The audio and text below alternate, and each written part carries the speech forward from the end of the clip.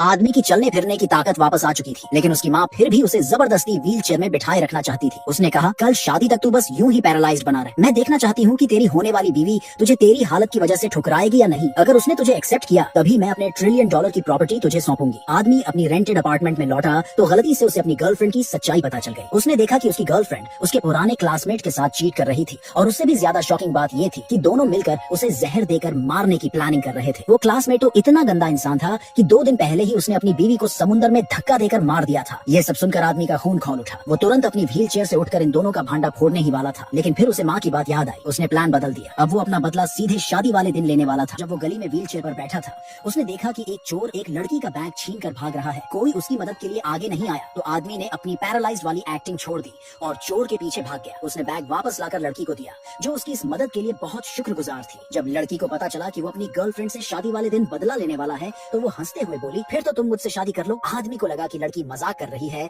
तो उसने इस बात को सीरियसली नहीं लिया। अगले दिन शादी में आदमी ने माइक उठाया और कहा, 3 साल पहले हुए कार एक्सीडेंट में जब मैं अपनी गर्लफ्रेंड को बचाने के लिए बुरी तरह जख्मी हुआ था, तब से मैं पैरालाइज्ड था। 3 सालों तक ये लड़की मेरे साथ रही, लेकिन आज मैं इसे छोड़ रहा हूँ। पूरी भीड़ सन्न रह गई। कोई यकीन ही नहीं कर पाया कि एक अपाहिज आदमी खुद अपनी खूबसूरत गर्लफ्रेंड को छोड़ रहा था। गर्लफ्रेंड को गुस्सा आ गया और उसने चिल्लाकर कहा, मैं भी कब से तुझे छोड़ना चाहती थी। मैं तुझसे शादी नहीं कर रही हूँ, मैं तेरे पुराने क्लासमेट से शादी कर रही हूँ। जैसे ही उसने ये कहा, पुराने क्लासमेट ने एंट्री मारी। अब वो एक बड़े कॉर्पोरेट ग्रुप के मालिकों से जुड़ा हुआ था और करोड़ों अरबों की संपत्ति का मालिक था। उसने आदमी को तुच्छ समझते हुए उसे नीचा दिखाने की कोशिश की। गर्लफ्रेंड को भी लगने लगा कि अब ये दोनों अलग अलग लेवल के लोग हो गए हैं। आदमी इस अपमान से जल उठा, लेकिन तभी उसका क्लासमेट ऐंठ कर बोला, मैं तुझे $1 लाख दूंगा, बस निकल जा यहाँ से। पर उसे ये नहीं पता था कि आदमी को पैसों की कोई जरूरत ही नहीं थी। आदमी ने उसी वक्त कहा, अगर तुझे मुझसे सच में इतनी नफरत है तो सबके सामने घुटनों पर गिरकर अपनी बेइज्जती कर। इससे क्लासमेट तिलमिला गया और गुस्से में आदमी पर हमला करने ही वाला था, लेकिन उसने सोचा कि भीड़ उसकी साइड लेगी। उसने सबको रिश्वत देने के लिए $10,000 के रेड एनवेलप्स देने का ऐलान कर दिया। लोग लालच में आ गए